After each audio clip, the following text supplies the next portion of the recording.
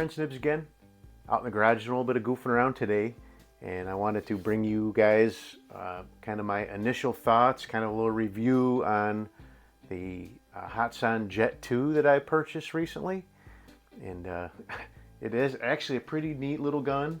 I did find a few little quirks with it that I will tell you guys about in this video, but overall I'm really liking this thing. It is this is one of the ones that I was really hemming and hawing about, whether I'd get this one first or the Notos. I'm really glad I bought the Notos first. There's a lot more aftermarket support for that than for the Hatsan, but this is a really good shooting gun, and you can get the thing I like. I think the thing I like about this platform the most is they actually offer this in 177, 22, and 25 caliber, where the Notos is only available in the 22 caliber. I would really like that Notos in a 177 as well. This particular Jet 2 that I have is in 177, and I may try to get a one or both of the other sizes as well, but I have a CV Life 3 to 9x40 adjustable objective scope I mounted up on here. Very nice scope, and we are going to be testing this. This does not come with any kind of suppressor on it from the factory, and it is loud, and I will demonstrate that in this video, but the buck rail suppressor does a very nice job of knocking that down. So one of the other quirks that I've found with this, and just get this right out of the way right now, is the magazines are not horrible, but to try to feed, so they do not like to feed anything but round point pellets. At least it seems that way for me. I was having some issues. I actually took this out to the range, was shooting it at like 20-25 yards, and the group it would start to group okay, and then I'd have like a flyer go flying just crazy. And what I didn't realize I was doing was, and that was with like pointed pellets and flat nose pellets, I was pulling it back, cocking it, and then it would start to jam up, and I would give it a little bit of wiggle, and that little bit of wiggle was just enough for it to advance one more and then push a second pellet into the breech. So it does shoot really good with Crossman Premier hollow points, so but I would really recommend sticking with some sort of round nose or hollow point round nose pellets, and you'll be good to go. It shoots the wad cutters really well, but you got to use a single shot tray to get them to feed into the gun well, I guess you'd say. The shot count is good on it. It's actually very, very powerful, and so it's using a lot of air per shot. We're going to talk about the chronograph readings in a minute here, but I'm seeing about 5 magazines. It has an 8-shot magazine, so about 40 shots on a fill, and it's just these 2 little tiny tanks right here. I was kind of disappointed until I actually ran it across the chronograph. I'd done several, and now I realize why. I've got the Beeman 2027 carbine over there, and I was getting like 70 plus shots with about the same size tank, but that thing's only doing about 600, 650, where this thing is doing almost 800 with lead pellets and well over the rated with alloy pellets. So, but let's jump into that right now. I do have the chronograph running. I've got my phone right here running with the chronograph app going. I have the single shot tray in here so I can feed in my Meisterkugans. So we'll start out with that. We'll do a couple shots with the Meisterkugans at 7 greens, and then we'll move on to a couple of alloy pellets and see what they can do. So 779. It's not bad. So on the box, it's rated for up to 810 feet per second. And it's interesting. I was shooting this thing the other day, and I'm still well in the green here. It's not regulated, so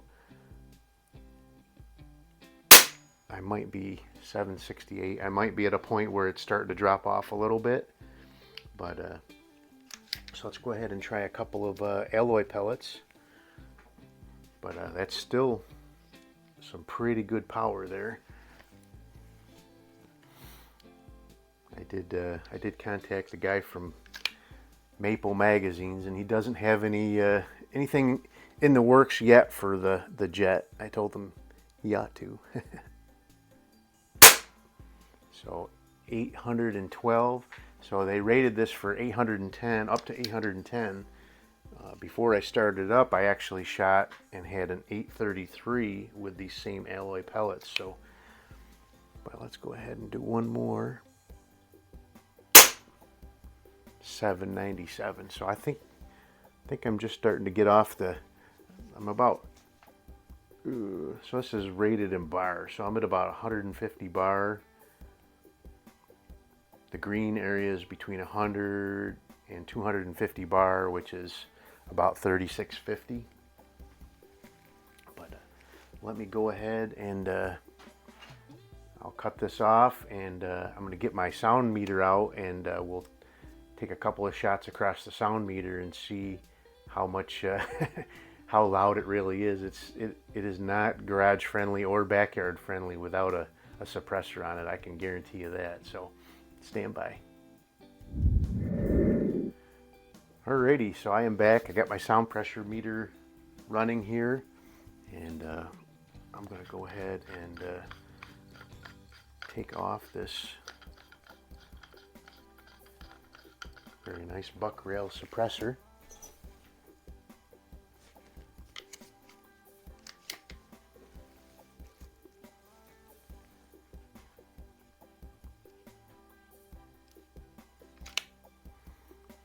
Probably only do one of these because it's very loud.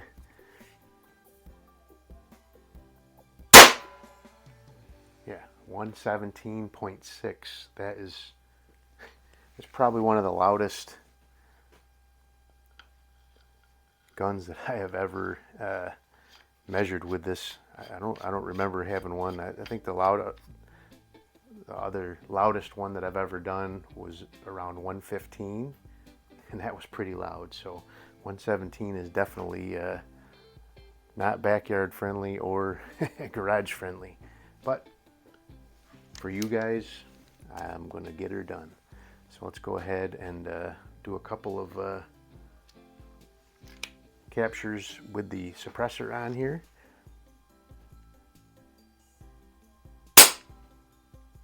.110. So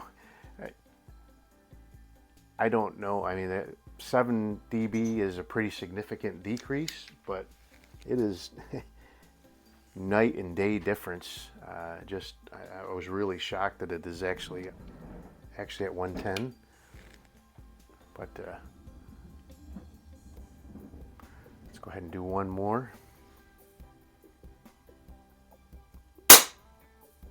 109. So that is. It is not loud at all now. So I don't know why. Usually when it's this quiet, you hearing it in like the 90s or even 80s. But it's all relative. Could be the position I have it sitting at right now. But 7-8 dB is a pretty significant decrease in sound. So it definitely makes it garage friendly for sure. So let me pause this for a minute, and we'll get set up for some target shooting. Stand by. Alrighty, so I am back, and I'm all set up to do my target shooting, but I actually forgot to do trigger pulls. So let's go ahead and do a couple trigger pulls with this guy before we load it up with some pellets. So we'll cock it, and there's no pellets in the gun, but it is pointed in the safe direction towards my pellet box just in case. Let's go ahead and see what we can do here. So I knew I had a good trigger. I should have guessed beforehand, but 1 pound, 15 ounces. I don't know if I don't know if it's adjustable. It doesn't claim to be in the book, but 1 pound 14 ounces, very consistent. Let's do one more and then we'll take an average.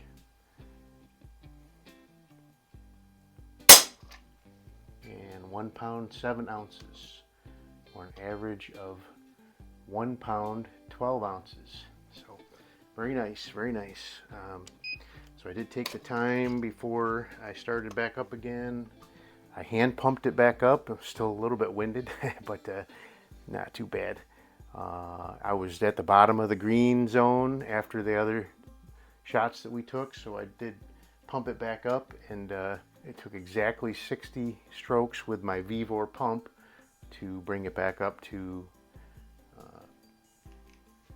the top of the green zone. So I'm going to go ahead and take the single shot tray out and use the magazines. I've got Craftsman Premier Hollow Points loaded up in here, so we should have no problems with feeding.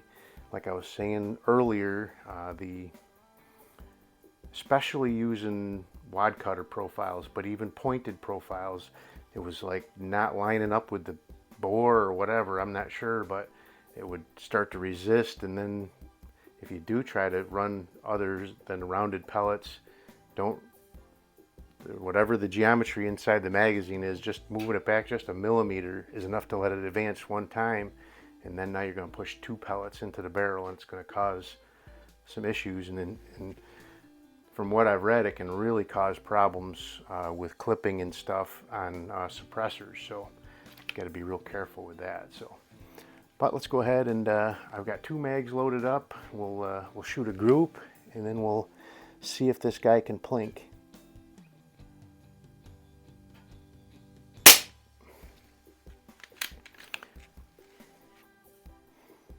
Using my Sunway Photo hunting tripod. Ooh, I did a review on that previously. That's not normal for this guy.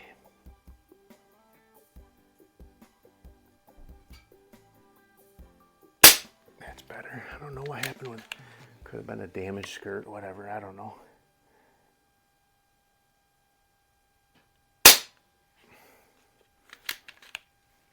I'm going to go with that.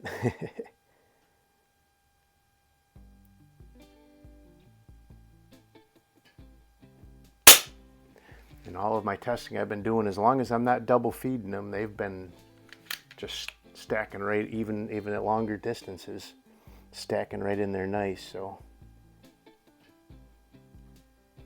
for that one to go flying like that is very odd.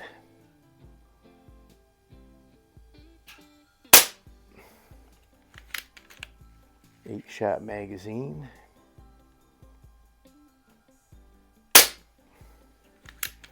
And it has the last round hole open, so lock the tripod. I like this for doing reviews for sure.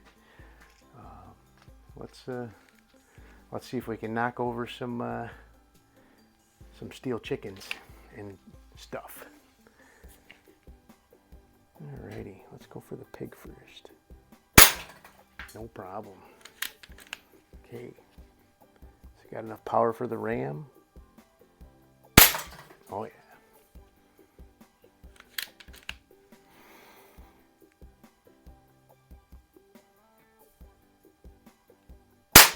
Chickens, no problem. So these things hit those steel targets and just disintegrate. I hear pieces of pellet flying all over the place here.